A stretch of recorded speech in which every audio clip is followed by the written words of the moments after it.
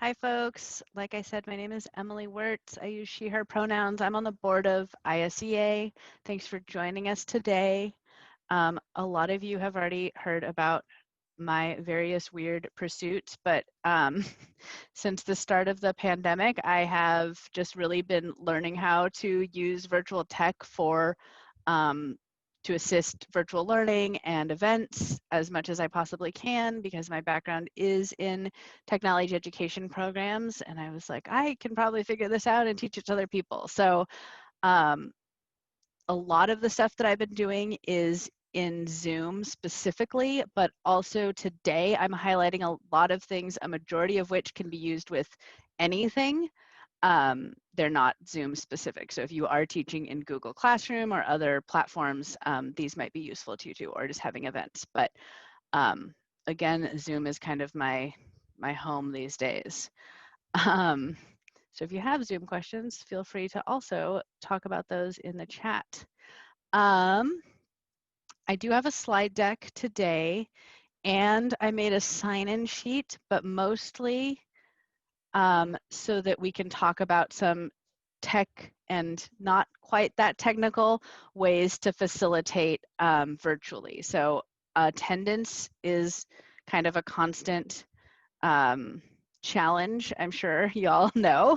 Like I said in this call, like we have Zoom registration set up for this, but 89 people are registered, and I don't expect 89 people to show up today. And if that mattered for reporting for grants or attendance or things like that, I would need a better way to capture like who actually was here. So that is not the case for today.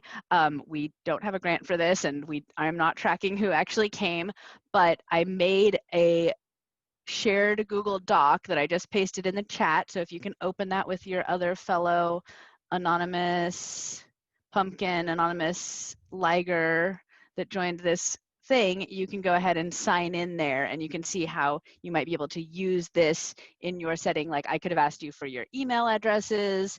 I could ask you, if this was just our class, we could have asked for a student ID number, something like that. You could have a fun question on there like we have. So the other thing to note is specifically if you're using this feature in Zoom, we just had somebody join the call since after I shared the sign-in doc.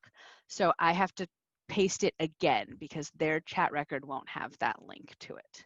So a lot of this stuff I'm doing not because I really need to know who is here, but to kind of meta explain to you how to use some tools. So you don't have to sign in if you don't want to, but if you would like to, that's fun too. Any questions about that? Cool. All right. Again, I'll post these links to the ISEA page, but I have a slide deck that I've prepared, and I set the sign-in sheet was set so that anybody with the link can edit, and this slide deck is set so that anybody with the link, the one that I just shared now, can view. I would say if you're doing this for like a public audience and not my lunchtime ISEA friends, a better way to do it than what I just did is to have a little bit of text in advance, like slide deck : and then share the link, because otherwise it just gets to be like lots of little links. And you could even set up a document or an email to yourself, something beforehand where you have all of those links that you're gonna share throughout. This is our worksheet, this is our, pictures of different camouflaged animals or whatever ahead of time, so that you're just copying and pasting from your own document. I would say if I could recommend one piece of technology hardware to invest in during 2020, that would be a second monitor. If you can find a second monitor, your life will be much better. And they're not that expensive. And like, think about all those poor monitors that are lonely sitting in offices and computer labs. So maybe you can find one that you can borrow or use for the time being, because like I have like my Zoom screen and I have the Google Drive on my second monitor. I have another, I can have my Spotify up, things like that, so that I can do all of this kind of control setting things. again, if y'all have questions or if y'all have tips and tricks, please shout them out, put them in the chat. I know there's a lot of wealth of information on this call and like experiences with virtual facilitation too, because we've all been doing this now for a number of months. So the first thing I'm going to share with you, and we'll see, it will be maybe a little bit clunky. It's on slide 2 of the slide deck. And the slide deck mostly is like links to the things I'm sharing and quick information about it. You're going to see the slides in just a second, but it's not a particularly like, you don't have to follow along on the slides if you don't want to. However, the first thing I'm going to share, and then the rest of the features, I'm going to use essentially apps that share your slides as a background. So the first one is called, unfortunately, there are no vowels. It is just 2 M's, an H, and 2 other M's. So I'm going to open this app on my computer. This one's a little bit of a resource hog. I'm using a new this year, 2020 MacBook Pro, and I can tell it noticeably slows my video down. So I'm going to go to the camera, which you're going to see in a second. I'm going to go to start broadcasting, and there you see my little video turned into this blank backgrounds thing. I'm going to add my slides that I had to save on my desktop. You can do it today. I saved these as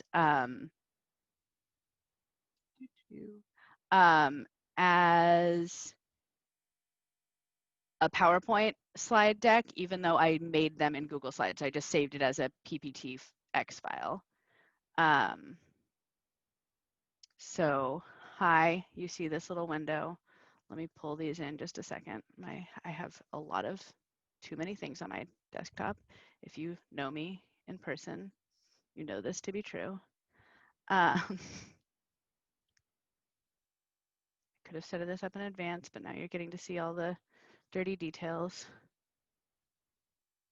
Oh my gosh, where did it go? Okay, hang on a second.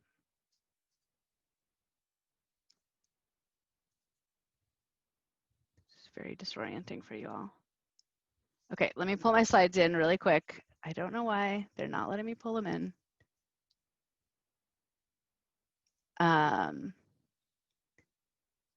Even though it's PPTX, okay.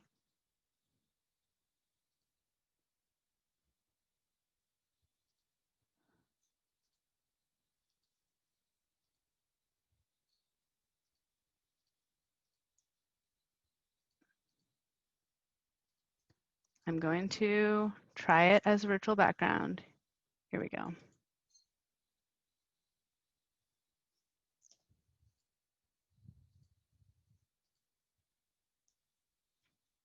Okay, it says preparing slides. It's opening my slide deck. This is actually, now I'm using the second feature that I was talking about just because my slides weren't ready. This is in Zoom specifically. This is sharing my slides as virtual background. So if you're on the slide deck, I can move to it now. It is this one right here, sharing slides as virtual background in Zoom. So is everybody seeing like a little video of me in the corner, and then my slides look like they're on the same page?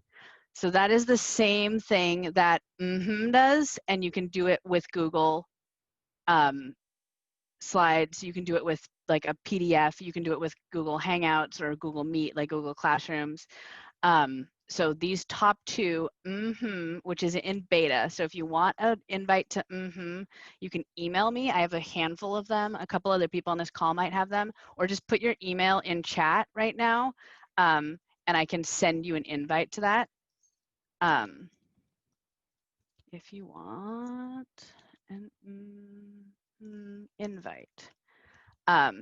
Basically, they're the same thing, and now Zoom has added this feature, this as a shared screen option. So if you have the latest version of Zoom, this should come up in your shared screen. So I'm going to unshare my screen really fast, and a way you can check if you have the latest version of Zoom is also they added video filters. You can turn video filters off in your account, but you can have a pizza hat like I have. Very important.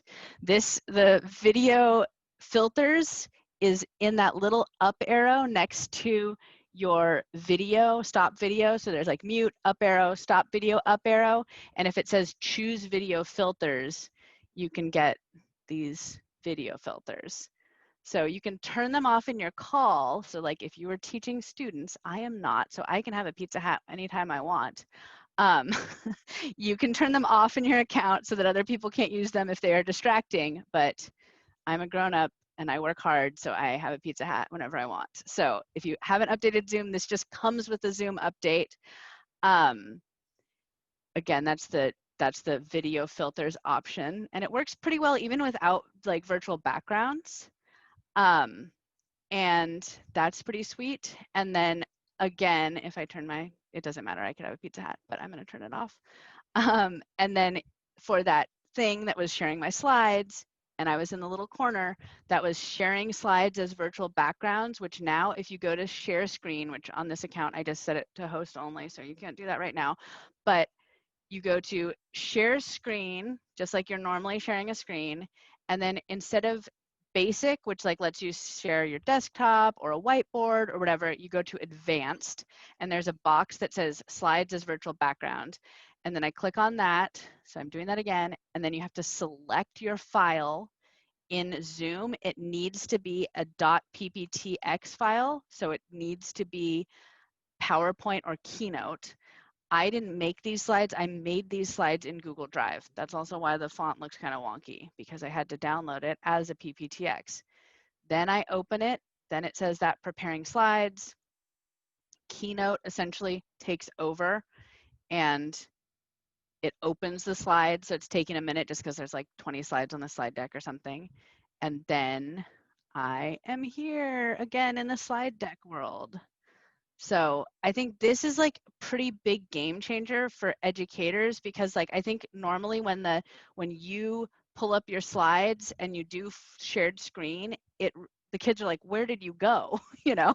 And so and sharing slides as virtual background in Zoom both let you to be kind of grounded in your slides essentially. So these do sort of the same thing. One is baked into Zoom, one is another piece of software that you can use. And basically all it's doing is it's convincing your computer that you have another camera, but the other camera just always has this background filter of your slides or anything you want to share. Do folks have questions about that? So the is what you would use if you were not on Zoom, but otherwise you would use Zoom to pull this off. You can also use I'm not going to pull up my slide deck because I think it's going to take a long time to load into and I'm realizing I should have probably done that beforehand. So now you know that.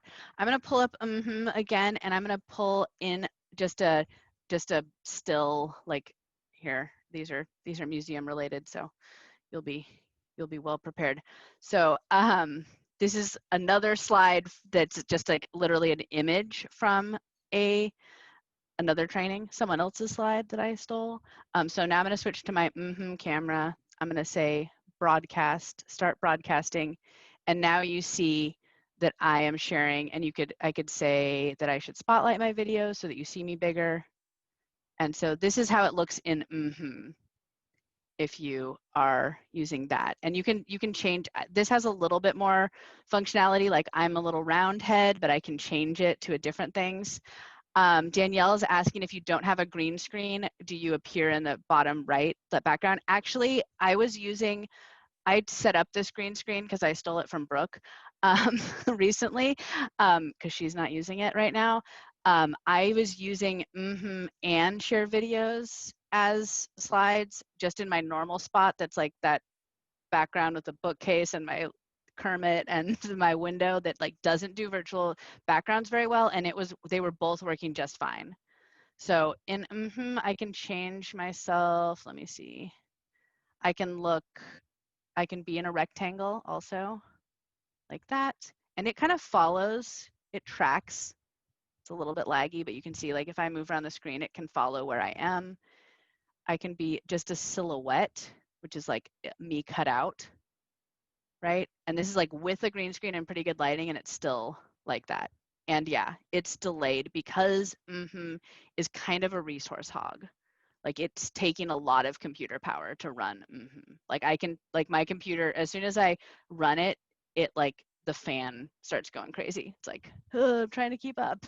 So, um, you know, it's better than nothing. And I think honestly, the fact that we have, I'm gonna switch my video back to normal, but now that Zoom has baked it in, if you can present on Zoom, that is pretty awesome. And probably makes not that relevant anymore. Any other questions about those two things? Emily, Yeah. is this available on Zoom on the basic plan, or is it part of the paid plan? That's a great question. I think it's just with the new Zoom update, but let me just double check. Share slides as virtual background. A lot of the features are just available on any account, but like you can only have 2 people joining an account, then a meeting that's over 40 minutes on the free account. So like, you know, that's a real fast and furious presentation or a very fancy presentation for one other person if you're going longer than 40 minutes. So it says you need the Zoom client 5.2 or higher. You need PowerPoint or Keynote installed locally. It doesn't say on this that it needs to be the Pro account. Mine is the Pro account, so it's and the ISEA one that we're using today is Pro, so it's the $150 a year or $15 a month account. There's also a discount available through TechSoup for nonprofits that makes the Zoom Pro account, the year price $150 be $65. So I think it's a pretty good deal, even at the $150 a year, if you're going to be doing a lot of things on Zoom. I'm constantly on Zoom, so $15 a month is like totally, you know, just like something I'm paying now. Cool. Any other questions right now? All right, let's go to screen. Let's go back to, I'm going to go back to my slides as Zoom share slides as virtual backgrounds. So every time I do this, it has to prepare those slides and like open up again. So it takes a minute or two.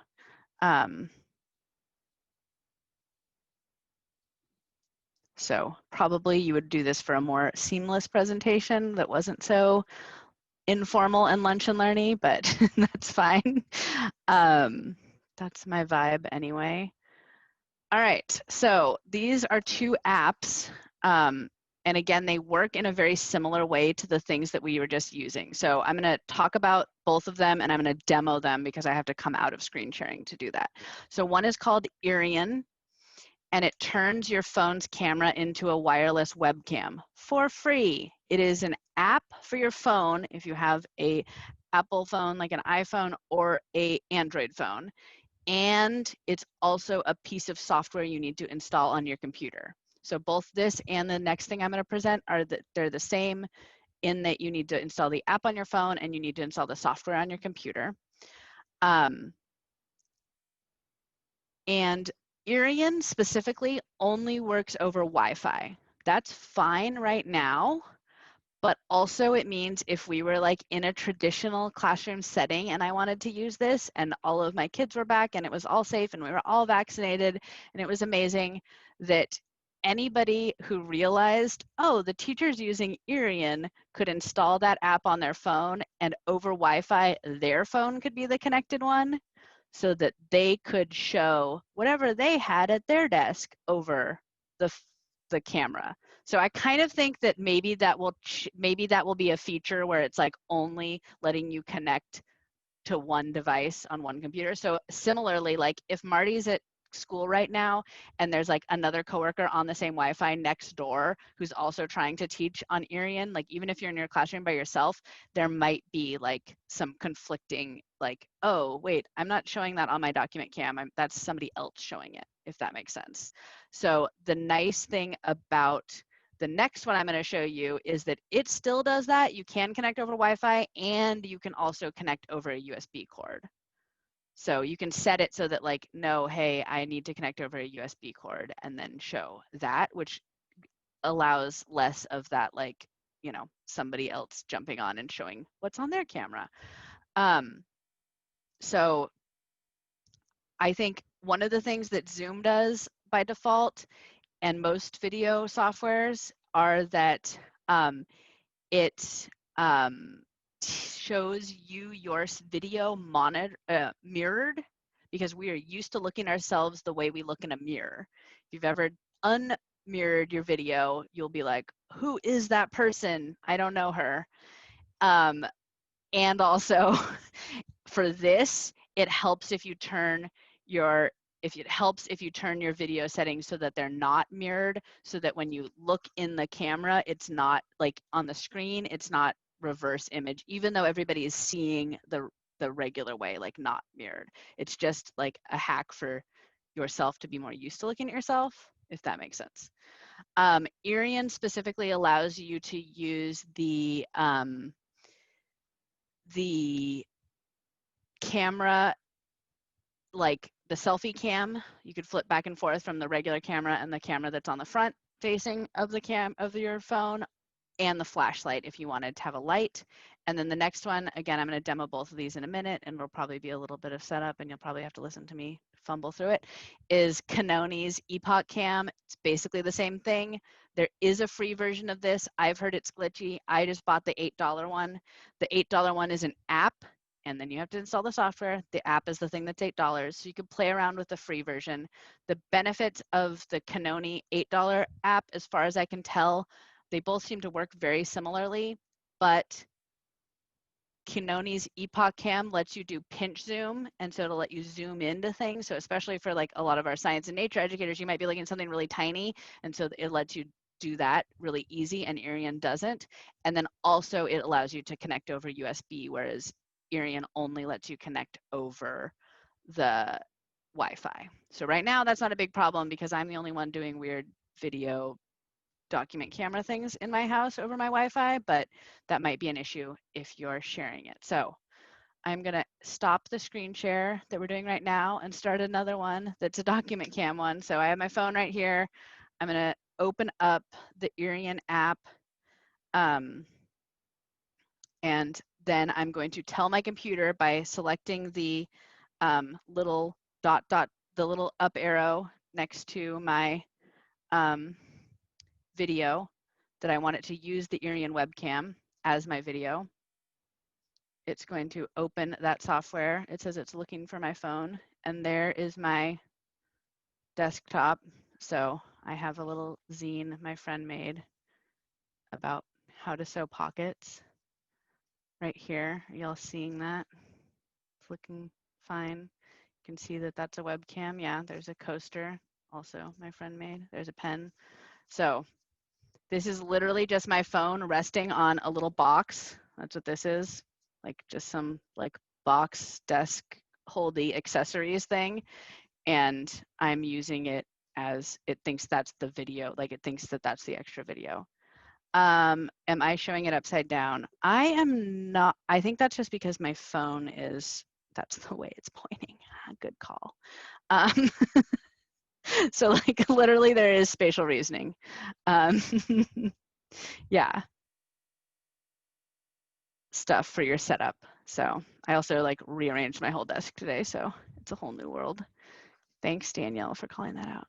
So this is the one that does let you can use the flashlight. Like if that's better, it seems not better, but it does let you use that if you want to. It lets you flip to the selfie cam, which now is just going to be like the side of my head and my ceiling fan. But you know, you could see why that might be a useful thing. So I'm gonna go back to my main video. And then I'm gonna close that out, and I'm gonna open up Epoch Cam. And this is the one that you can do over a USB cord. So I just plugged my phone in to my computer. It also would connect on Wi-Fi, and that would be fine. And then I'm gonna have to tell my computer to use the Epoch Cam app, and then it will hopefully connect. Let's see.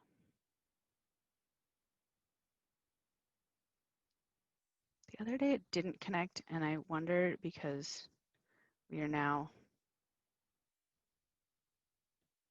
it says it's connecting over Wi-Fi. I'm gonna go to settings really quick and tell it to use USB.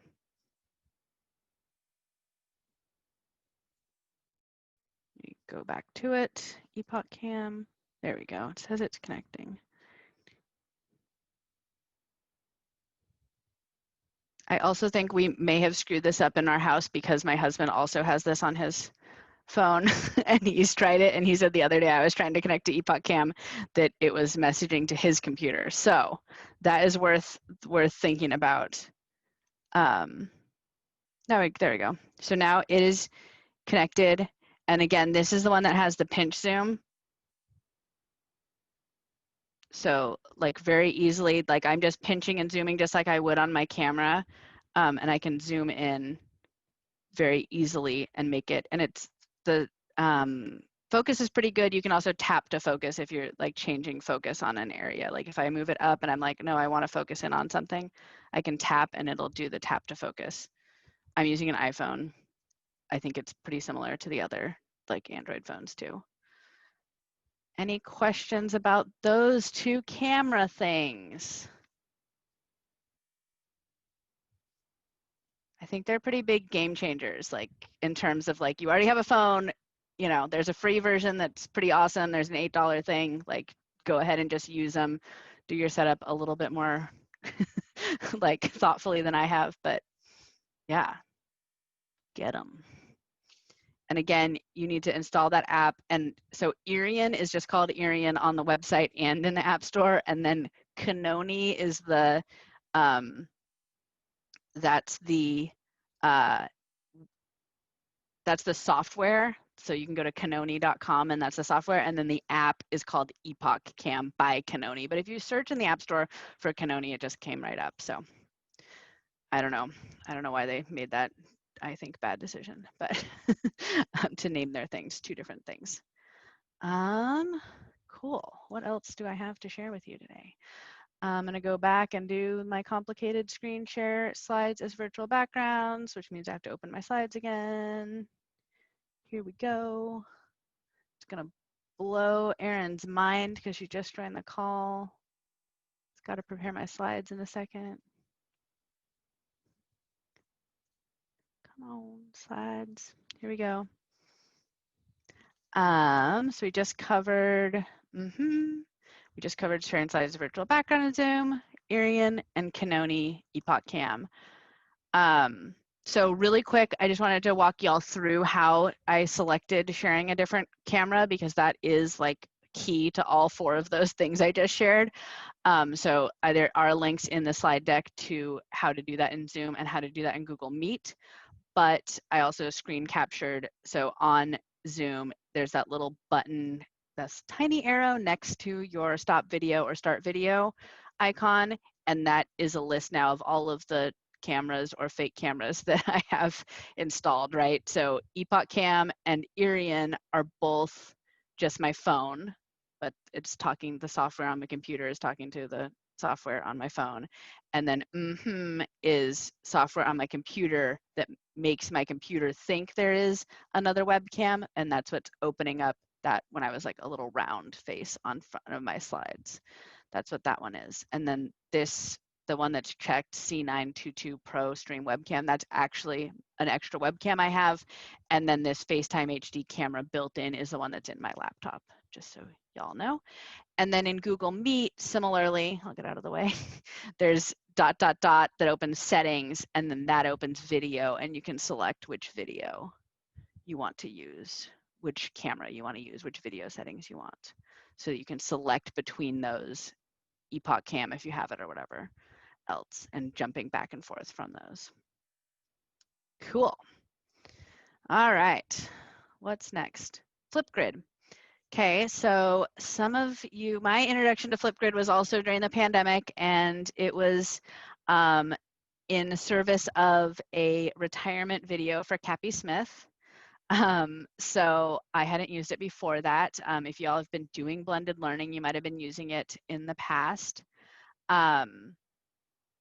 sorry, Cheryl's just asking in chat if it's possible to use those features in Google Meet if you are not the host. I think so, as long as you can switch cameras, right? Like as long as you have permissions to use a different camera.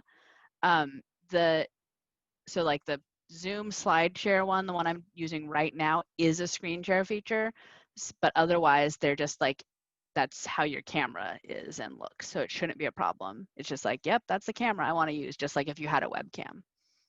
So it shouldn't be that hard to do. Yeah, the camera apps too. The camera apps would just be like, you know, like how you can join, like I could join a Google Meet call with my webcam phone, or I could join with the webcam that's like built into my computer. It's just selecting between either one of them, and that's what it would look like. So yeah, it should work with either of those things. Rank is going to know more about Flipgrid than I do, but it's a piece of software that was developed for teachers. So it's one of the rare things, like I feel like all the rest of the stuff we're using like meeting and office software suddenly to do teaching or virtual programs. And Flipgrid is like, it's very much from the world of flipped classrooms and blended learning. So now I have only used it for a retirement party and a baby shower. So I'm hacking it the other way and taking it out of the classroom and using it for social things. But it's pretty simple to use. It allows you to assign a topic and then have all your students to make a short video. Like I've only used it with the 90-second limit turned on. And Rank says there's a video time limit on uploaded videos. I learned that the hard way. As the person who makes the thing, you can set the time limit in different ways.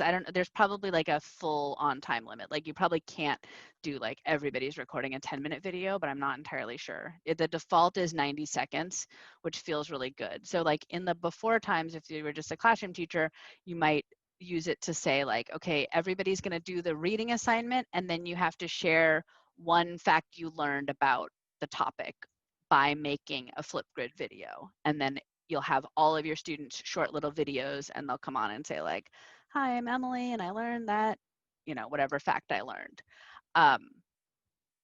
And you can then go share them, you know, you can make a mixtape. They have a lot of, I feel like Flipgrid has a lot of internal terms that are not that easy to use. Mixtape is basically like making it a playlist. And then you can share that playlist out. So like for the baby shower I helped with, we all shared the mixtape out, and we also watched it together in a session. So I'm going to unshare my slides again, just to be the most obnoxious and disorienting. And I'm just going to share what actually like Flipgrid behind the scenes looks like, because I have a few different things set up in it. So I feel like there's a lot of different ways you could use this. I think it would be really good to do like a meet the scientists, like get a handful of scientists to record something, or some like really quick demos, or some like very basic like orientation of like how to use a quick tool or to do a quick technique. Again, it's like really geared for those like fast, like short videos. So you're not going to necessarily do like an entire story time, but if it was like, you know, 6 of your staff talking about their favorite children's book, like that would be great. Like it'd be very wonderful for that. Especially, and it's like a collaborative tool that helps you like crowdsource everybody's, you know, insight, which is really nice. So I'm going to publicly share Brooke's baby shower stuff. So that's happening. We're not going to watch the whole video. I'm just going to do a regular screen share. This is the back end of Flipgrid, as I made an educator account, which is like the host account essentially. So I was like, here's what we're doing. We're sending a well wish to the couple, share a parenting tip or self-care tip, express your love and support. And then this is like this is the link that was sent out to everybody who attended the shower. And they can just click on record a response, and it uses either, if you're doing it on your phone, it'll use your phone camera. If you're doing it on your computer, it'll use your computer webcam. And then you can record a short video message of support, like all these wonderful people did. From the back end, this is like my control setting. So like this was the thing. I was like, I'm making a new topic, and then that's where I set up all that good stuff, and I can edit what it says. That looks very similar, but this is like the actual back end of these videos. I guess I could delete them or change them if I was like, no, that person did not do a good job with this baby shower video or their homework, depending on what you're using it for. And then I made a mixtape, which is just putting all those videos together in a compilation. I mean, if you've got a Rebel Fleet Trooper costume, you might as well use it in the pandemic. So that's why I'm dressed as a Rebel Fleet Trooper. And then all of these videos together, you can push the play button, and then they will just play all those 20 videos like in a row. So that is Flipgrid in a nutshell. It sounds like there are other folks who've used it a little bit. Any other experiences, thoughts? There's some good comments in the chat. I had the girls learn how to do a research poster or science experiment and then upload a video about their project. I took their short videos and made a movie for YouTube so they could share with their family and friends. Yeah, that's awesome. I think lots of people are using these. Yeah, social emotional check-in stuff. That's wonderful. That's a great way to do it. Totally. A talent show. Nice. What was your talent? I didn't participate. I just observed. All right. Okay. Crowdsourced talents. Nature journaling kids talk about a favorite journal page. Yeah, that's great. Yeah, I think it's pretty handy. The other day it did go down, but it seemed like it popped back just like, I mean, I feel like any software that educators are using this week has been really glitchy, but and trying to handle like how many people are using it all of a sudden. I've been a user of it when we had to fill out little boxes with our answers. Maybe that's a different function. Yeah, I haven't seen that, but I haven't explored it that much. I think you can pretty easily prompt people to fill out like more information than just their name and like their little note about the video. You can have them say like, you know, the name of the assignment or what was the answer to question number 5 or whatever in there, because it's definitely more used for that. I want to use it for Teacher Tuesday, a way for partners to share their programs and also for teachers to talk about how they're using programs and they're creating virtually. Yeah, I think as like a shared, just crowdsourcing information and sharing it all together, it's a really powerful tool. And like for the baby shower and for Cappy's retirement party, we played the video over the Zoom call, like as part of what we did during that call. So you can just like play it as, you know, you can, when you share a screen, you can optimize for video and share computer sound, and then everybody will watch the video together. But then you can also send out the link to everybody, you know, that they can watch on their own. So that has been handy. What else did I have to talk about? Let me see. Oh yeah, Slides Go. If you are not already using Slides Go, I shared about this in the ISEA Facebook group. I'm going to put the link in chat. It is amazing. It is just a big old batch, like I don't know how many hundreds of free Google Slide and PowerPoint templates. And if you're using Google Slides right now, you're like, why are there only like 6 templates and they're all boring? But now your life is changed. There are specific education themes templates. So I'll click on that link and I will share my screen again. And they're just like so beautiful, many of them. It's been really a true delight as a person who now exclusively makes slideshows for Zoom calls, to be able to have this as a resource. So they are free for commercial or private use with, you just have to keep the credit slide associated with the account. So like this beautiful back to school one, you can download as a Google Slides theme or a PowerPoint theme. You can make and like already all this stuff is just exists. All of those icons you can move around, all of the images associated with the slides.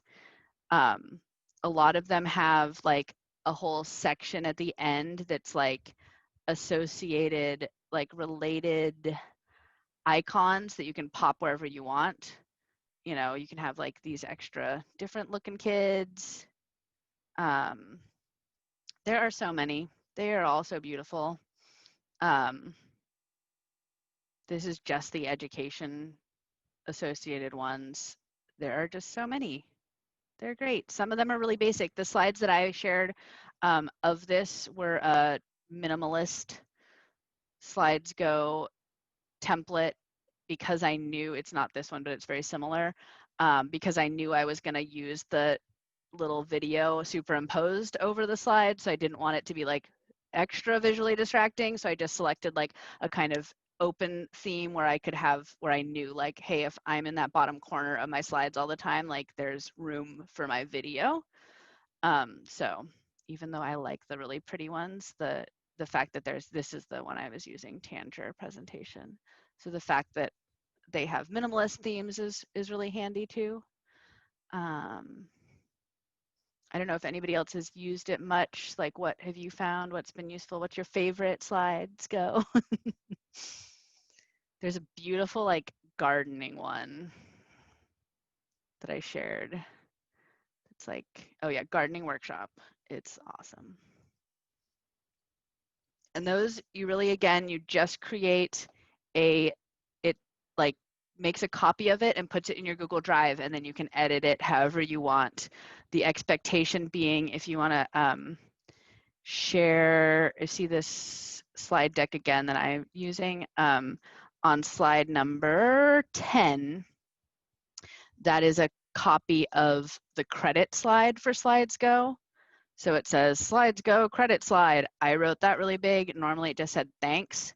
And it lets you change the text on this like pink part, but it says it keeps that little text of credit information there. So it's like credits, this presentation template was created by Slides Go, including icons by Flat Icon. So like that's really all you have to keep to be able to use these in any format. You can't sell them to other people, but you can use them for, you know, even if you're doing a presentation where you get paid money to be there and stuff, you have permissions to do that.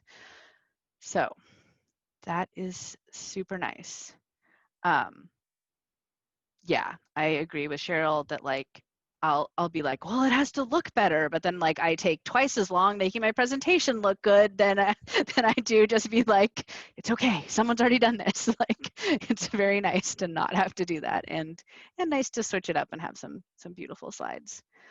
The last thing I wanted to share with y'all, which we've already done a little bit, is just like using Google Drive for facilitation. And the two techniques that I wanted to kind of highlight before we just open it up and let anybody share or ask questions or whatever is that sign-in sheet. So I have that simple link to a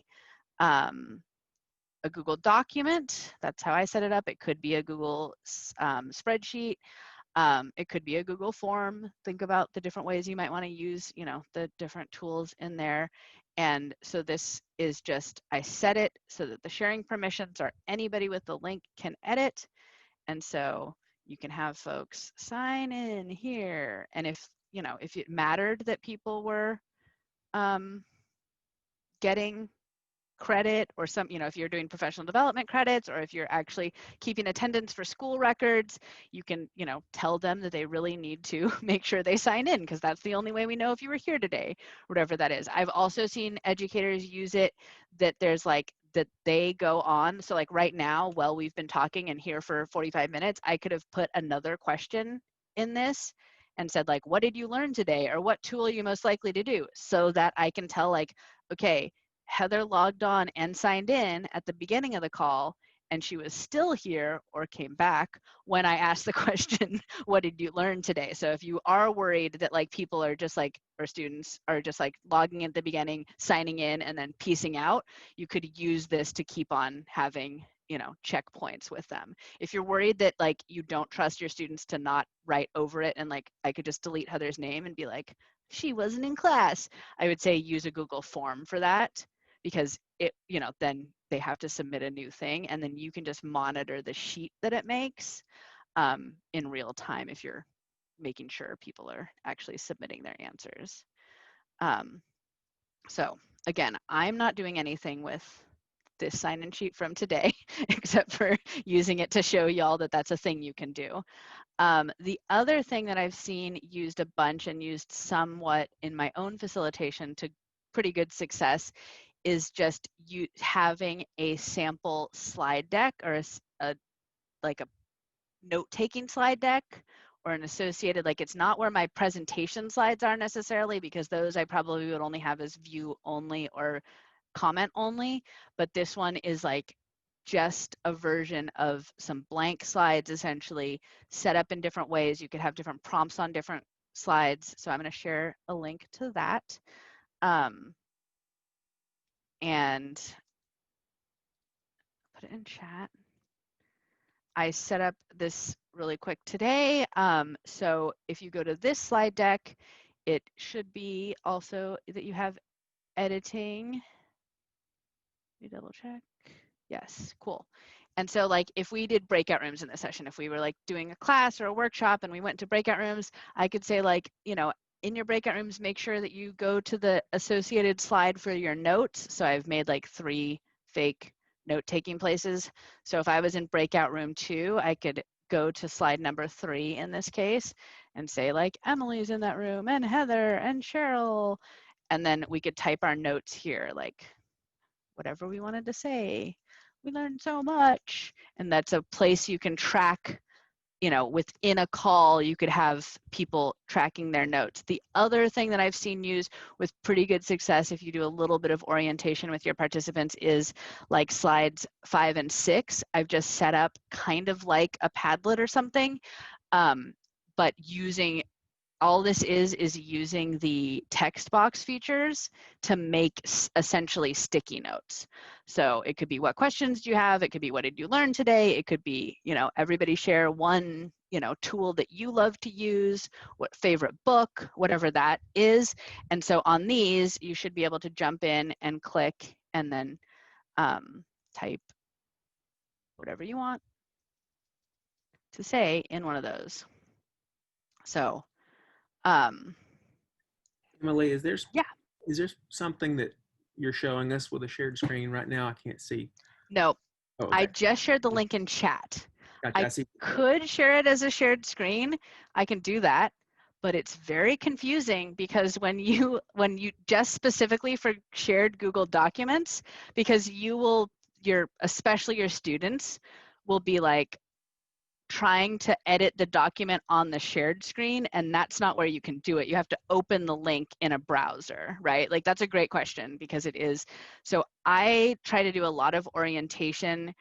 I don't like to share screens that much. I think the fact that now you can use something like or share slides as a video backdrop will change that a little bit. And still, I would way rather send a link to people in chat and be like, follow along if that's useful to you, because it's very disorienting. Like in Zoom specifically, it forces everybody's view to go full screen. I think you lose the like interactivity of being able to see people's faces. And that even I have 2 monitors, so I'll put like all the little gallery views off to the side even when I'm sharing screen. But generally speaking, I like to minimize the amount of time I share screens. That's my experience. I don't know if anybody has a better solution for that, better hacks. Yeah. That's what I got to for as far as sharing out tech tools today for y'all. Does anybody have questions or things? These are great for my accountability to learn new things. So if there are other tools that you want me to dig deep into and figure out and present to you in the future, I'm happy to do that. Or are there other things that people have used to some amount of success?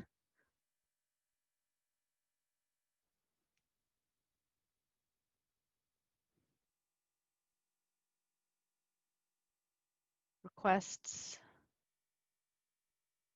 Suggestions? Do